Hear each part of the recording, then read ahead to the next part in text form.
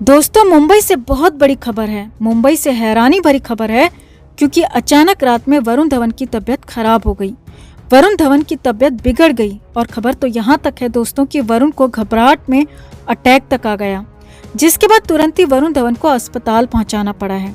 रातों रात वरुण को अस्पताल पहुंचाया गया, जिसके बाद पूरे धवन परिवार का रो रो कर बुरा हाल है। तो बताते हैं आपको क्या है पूरा अपडेट। आप भी वरुण की सेहत को लेकर कमेंट जरूर करें और दुआ जरूर करें और चैनल को सब्सक्राइब कर हमारी ताकत बढ़ाएं। तो वरुण धवन अस्पताल में है दोस्तों। जी हाँ, वरुण धवन की तबीयत खराब होने के बाद वरुण धवन को अस्पताल में भर्ती कराया गया है। वरुण का लेटेस्ट अपडेट भी आपको बताएंगे, लेकिन उससे पहले ये देखिए और समझिए कि आखिर हुआ क्यों और कैसे ये सब कुछ। तो मंगलवार को वरुण धवन एक एड की शूटिंग कर रहे थे और वहीं सेट पर उनके साथ उनके ड्राइवर मनोज भी मौजूद थे और सेट पर ही धवन के ड्राइवर मनोज को सीने में दर्द हुआ। वरुण मनोज को लेकर अस्पताल पहुंचे, लेकिन तब तक मनोज ने दुनिया छोड़ दी थी।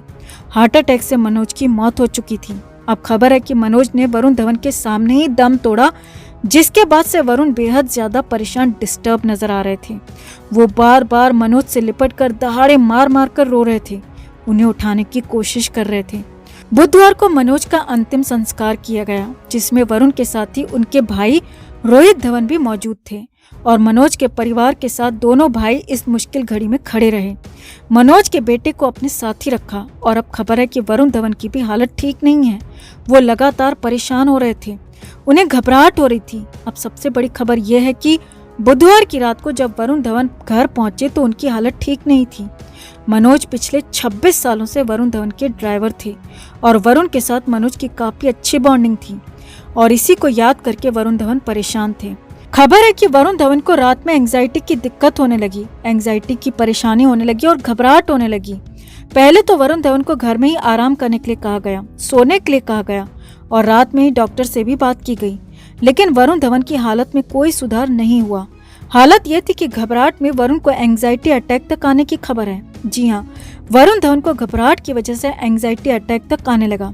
वरुण की हालत अचानक बिगड़ने लगी। तुरंत ही डॉक्टर को कॉल किया गया और डॉक्टर की सलाह के बाद तुरंत ही रोहित धवन वरुण के घर पहुंचे। रोहित धवन वरुण के पास में ही रहते हैं, लेकिन उनका घर अलग है। तुरंत ही वरुण धवन के भाई रोहित धवन वहां पहुंचे और वरुण धवन को लेकर अस्पताल पहुंचे। जी हाँ, रात के 2:30 बजे खबर है कि वरुण धवन को मुंबई के ब्रीच कैंडी अस्पताल लाया गया और अस्पताल में उन्हें भर्ती कराया गया। इस दौरान रोहित धवन हर वक्त वरुण के साथ ही मौजूद थे, हर वक्त बार बार उनके साथ ही खड़े थे। और खबर ये भी है कि इससे पहले दिन में डेविड धवन, जो कि वरुण धवन के पिता हैं, उन्होंने वरुण को कंसोल किया था, समझाया था, लेकिन वरुण का मनोज से बहुत ज्यादा अटैचमेंट था और इसी वजह से वरुण धवन बेहद ज्यादा परेशान है, इमोशनल हो रहे हैं और लगातार इसी वजह से वो घबराहट में परेशान हो रहे हैं। उन्हें एंजाइटी की शिकायत बताई जा रही है।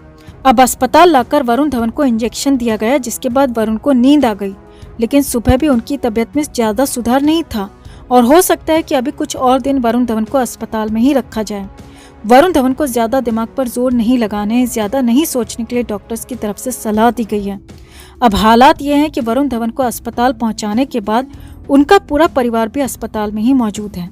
वरुण की पत्नी, माँ, सब लोग अस्पताल में ही मौजूद हैं और कहा जा रहा है कि सभी का रो रो कर बुरा हाल है, क्योंकि सभी का पहले से ही मनोज के साथ काफी ज्यादा अटैचमेंट था और अचानक मनोज के चले जाने के बाद वरुण की तबीयत ऐसी बिगड़ गई जिससे घर वाले और ज्यादा परेशान हो गए। हालांकि डॉक्टर्स का कहना है कि वरुण की तबीयत में अब सुधार है और ज्यादा घबराने वाली कोई बात नहीं है, लेकिन फिर भी हो सकता है कि 1 से 2 दिन वरुण धवन को और अस्पताल में लग सकते हैं। 1 से 2 दिन और उन्हें परेशानी हो सकती है, जिसके बाद उम्मीद की जा रही है कि वरुण धवन जल्दी ठीक हो जाएंगे। वरुण का अपने ड्राइवर के लिए ये प्रेम और स्नेह वाकई दिल छू लेने वाला है। दोस्तों, आपका वरुण धवन को लेकर क्या कहना है और उनकी हालत को लेकर क्या कहना है, कमेंट में आप भी अपनी बात, अपनी राय जरूर रखें और वीडियो को लाइक और शेयर कर अपना प्यार और सपोर्ट भी जरूर दिखाएं। दोस्तों, मुंबई से बहुत बड़ी और बहुत बुरी खबर है। लता मंगेशकर को लेकर खबर है। अचानक सुबह सुबह उनकी हालत ज्यादा बिगड़ गई है। पहले से ही उनकी तबीयत बिगड़ी हुई थी, लेकिन सुबह सुबह और ज्यादा क्रिटिकल हो गई। आईसीयू से सीसीयू में ट्रांसफर किया गया और हालत यह है कि अब उनसे मिलने से, बात करने से पूरी तरह से रोक पाबंदी लगा दी गई है और खबरें तो यहाँ तक हैं कि लता मंगेशकर बिल्कुल आखिरी वक्त में है, किसी भी वक्त ऐलान हो सकता है। तो क्या है पूरा अपडेट, डॉक्टर्स ने कितने घंटे का दिया है समय, सब कुछ आपको बताते हैं। आप भी वीडियो को शेयर करें और कमेंट करके लता जी के लिए दुआ जरूर करें। तो मुंबई के ब्रीच कैंडी अस्पताल में लता मंगेशकर का कई दिनों से इलाज चल रहा है। कोविड के बाद उन्हें यहाँ लाया गया था और उसके तुरंत ही बाद उन्हें निमोनिया भी हो गया।